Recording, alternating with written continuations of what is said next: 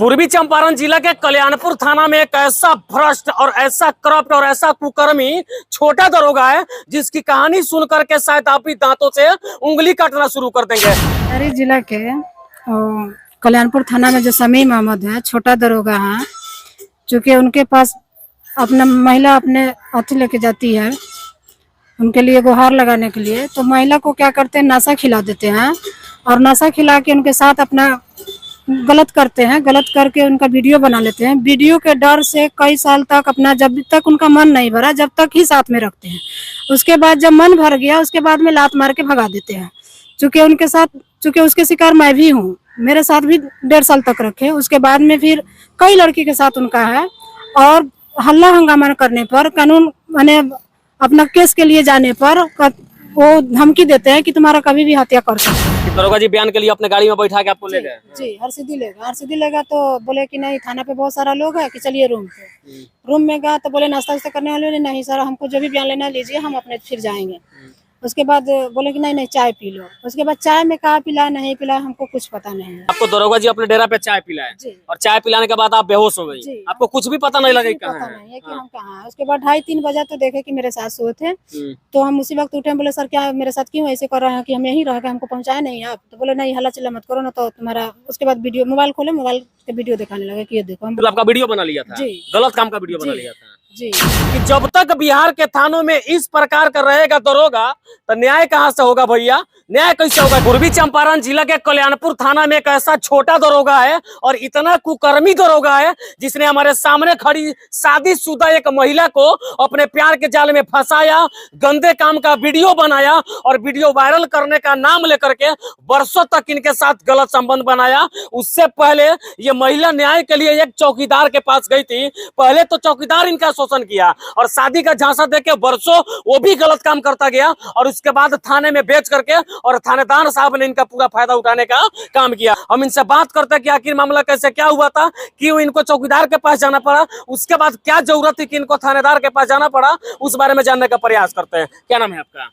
जी समीमा। अच्छा, ऐसा क्या हुआ था कि आप जो है चौकीदार के पास पे ले गई थी? देखिए चौकीदार के पास गए नहीं थे, चौकीदार खुद मेरे चचानी से बातचीत करता था। उसके बाद मेरे चचानी से ही नंबर लेके वो मेरे हस्बैंड के पास फोन करके उल्टा सीधा बोल के वहाँ से हमको तलाक दिलवा दिए। अच्छा, यानी कि पहले अपने हस्बैंड को ही भड़का दिया? जी, वहाँ से तलाक दिलवा दिया। उसके बाद में रोना धोना बहुत किए, बोले कि नहीं, हम उनसे भी लड़ाई किए कि क्यों मेरे हस्बैंड को ऐसा बोले, तो बोलने लगे कि नहीं हमको शादी करना है, हमको शादी करना है। मुस्लिम बने थे, क्योंकि एक बार भी नहीं बोले कि हम हिंदू घर से हैं। वो हिंदू है जी और आप मुस्लिम हैं जी। आपसे वो क्या बोला था कि हम मुस्लिम है कि हिंदू है? नहीं मुस्लिम है। मुस्लिम आपको बोला मुस्लिम है? जी, मुस्लिम बन के पटना मस्जिद में हमसे निकाह किया। निकाह भी किया आपसे? उसके बाद वहाँ निकाह करने के बाद हमारे साथ रहा, तो उसके बाद में हम जाने कि हाँ हिंदू घर से हैं, तो हम लड़ाई झगड़ा किए कि क्यों मेरे साथ ऐसा किए, गलत किए। तो बोल रहे नहीं हम हिंदू घर से हैं लेकिन हम मुस्लिम बन चुके हैं। चूँकि वहीं उन्हीं के गाँव के कमरुल था, उससे हमको बात कराया कि कमरुल से बात करो कि हम मुस्लिम है कि नहीं। कहाँ का रहने वाला था वो? गोविंदापुर का। जी। फिर उसके बाद क्या हुआ? अब वो भी बात किया तो बोला कि नहीं मेरा मामा है, तो हम विश्वास किए कि अच्छा ठीक है कि नहीं ये मुस्लिम बन चुका है। 1 साल तक मेरे साथ मुस्लिम बन के रहा। उसके बाद में फिर बोले कि नहीं आप औरत का कोई धर्म नहीं होता है। उसके बाद मंदिर में भी जाके किया, फिर रक्सौल कोर्ट में एक अपडेट भी बनाया। उसके बाद 2 साल रखा, 4.5 लाख रुपया मेरे पास था, सब ले लिया। उसके बाद में उनके घर पे भी 4 महीना हम थी। उसके बाद में मार पीट के घर से जो भी गहना जवर था सब छीन छान लिया उनके घर पे लोग और हमको भगा दिया। यानी कि पहले वो फोन करके आपके पति को आपके प्रति भड़का दिया और आपका पति आपको तलाक दे दिया। फिर वो चौकीदार आपसे शादी किया और शादी करके कै साल तक रखा था? 2 साल। 2 साल तक आपको रखा, आपसे पूरा पैसा भी ऐंठ लिया। उसके बाद वो भी आपको छोड़ दिया। फिर उसके बाद क्या हुआ? और मार पीट के घर से भगाए थे, बहुत मारे थे। हम सदर अस्पताल में इलाज भी किए थे। और उसके बाद महिला थाना में गए, वहाँ मेरा केस 2 महीने के बाद FIR किया लोग। उसके बाद में आज तक कुछ नहीं पता चला कि हाँ चौकीदार का क्या हुआ। उसके बाद में फिर बुला के हमको लेगा कि चलो जो भी हुआ, हम ब्याज पे भी पैसा ला के उनको दिए थे। ब्याज वाला लोग तंग करता था, वो बोला कि नहीं चलो हम तुमको पैसा दे देते हैं, सलीनामा डाल देना, अब अच्छा से रखेंगे। हम बोले कि अच्छा एक बार होता है इंसान से गलती। उसके बाद में गए तो हमको किरासन तेल डाल के मारने का प्रयास किया लोग। पूरा हम लथपथ थे किरासन तेल से। उसके बाद में चिल्लाया उल्ला तो गांव का लोग बचाया लोग, फिर थाना को फोन किया लोग, तो थाना आया लोग तो हमको लेके गए। उसके बाद बोला लोग कि समीम अहमद है, अपने मुस्लिम है, आपका हेल्प करेगा कि उनके पास आप जाइए। कौन बोला आपको ये बात?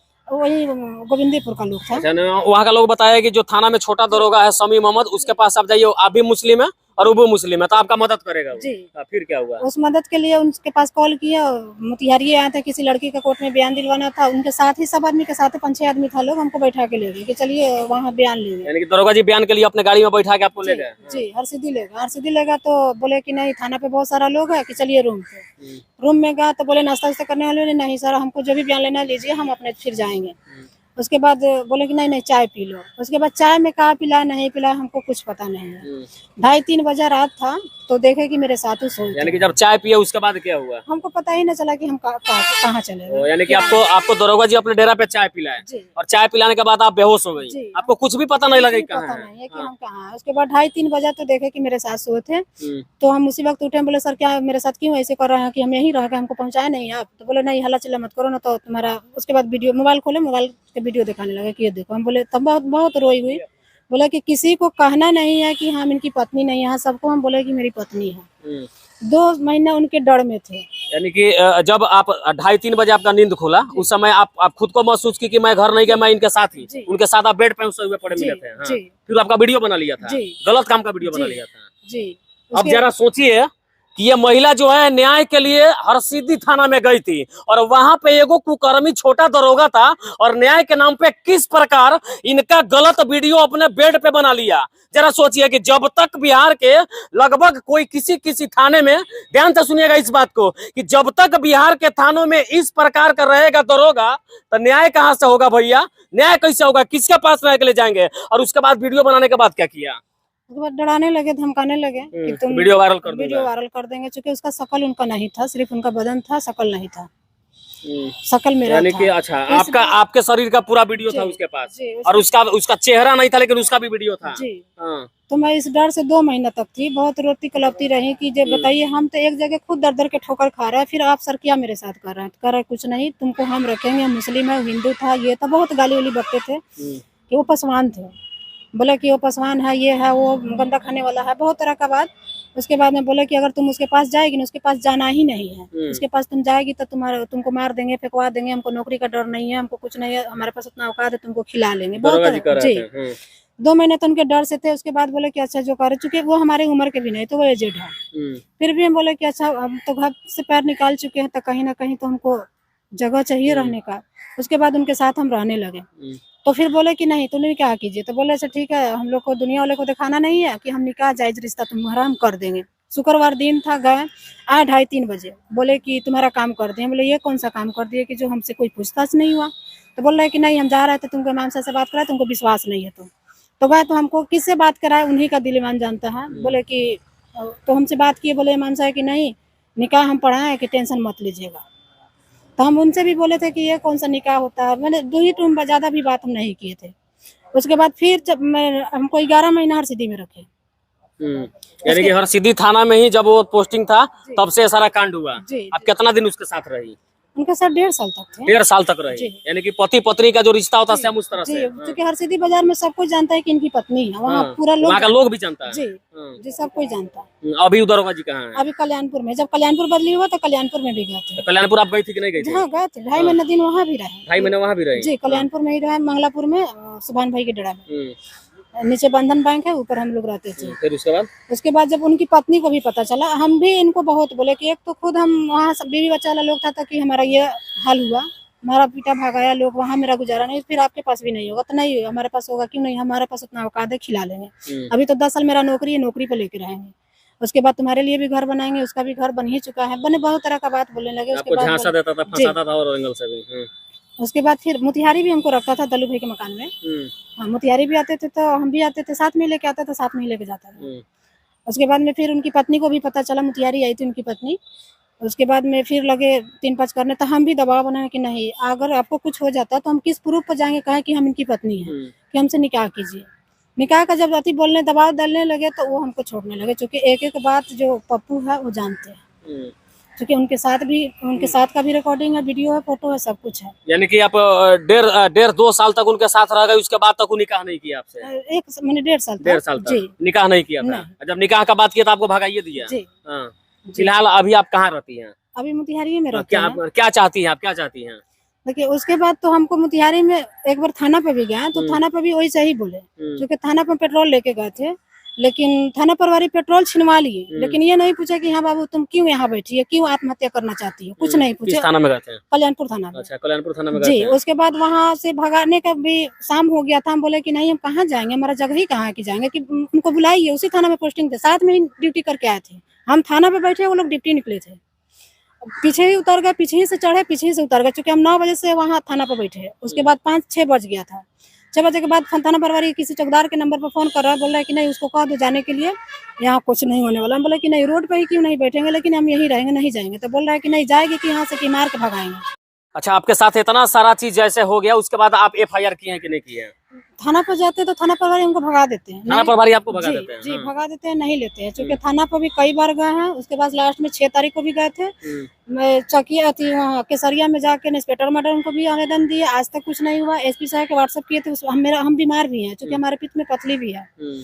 उसके बाद में यहाँ डीएम ऑफिस में भी जनता दरबार में दिए हैं, लेकिन आज तक मेरा कुछ नहीं है। महिला हेल्पलाइन में भी गए, हर जगह से भटक के बैठ चुकी है। वो खुद बोलते हैं कि पुलिस वाला को साथ देता है, वो कहीं भी जाएगी। अब बोले कि अब तो क्या करेंगे, लास्ट में पटना बचा हुआ है, तो बोल रहे हैं कि कहीं जाएगी तो एसपी या डीएसपी और डीएम के पास आएगा कि मेरा कुछ नहीं होने वाला है। यानी कि हर जगह से आप हार गई हैं। अच्छा, महिला आयोग वाला लोगों को दी थी आवेदन, उसमें क्या हुआ था? कुछ नहीं हुआ, आज तक कुछ नहीं हुआ। महिला हेल्पलाइन तो वो तो आई तो और हमको दबा दी। क्या बोली आके? बोल रहे कि तुम कुछ भी कर लेगी, तुम्हारा फल्स हो जाएगा, तुम ही अथी हो जाएगी, तुम्हें जेल जाएगी। उनका रिकॉर्डिंग है मेरे पास कि तुम ही जेल जाओगी। वो अपना बोल रहे थे कि एक दिन हमको कॉन्फ्रेंस में बात कराई, बोल रहे मेरी सीनियर से बात करा रहे हैं कि वो भी बोलने लगी कि नहीं तुम ही जेल जाओगी, उल्टा आप ही को धमकाने लगी। हाँ कि जेल जाएगी, इससे अच्छा है कि तुम अपना कहीं देख लो, कमाओ खाओ, अपना देखो, उसका चक्कर छोड़ दो। और बाकी आप जिस तरह से इनकी बातों को सुन रहे थे, जरा सोचिए और गौर और विचार करिए अपने आप में कि कहाँ पे कोई न्याय के लिए जाएगा। सबसे पहले जो चौकीदार था, कुकर्मी चौकीदार ही बोलेंगे, उसने पहले फोन करके इनके पति को इनके प्रति भड़का दिया, और उसके बाद खुद अपना संबंध बनाने के लिए इनके साथ शादी का ढोंग रचा करके सालों तक रहा। उसके बाद जब ये न्याय के लिए थाने में गई, तो थाने में भी ऐसा छोटा दरोगा मिला जो उससे भी बड़ा कुकर्मी निकला। ऐसा इसलिए कहना पड़ रहा है कि लगभग 1.5 वर्षों तक आपके साथ रहा।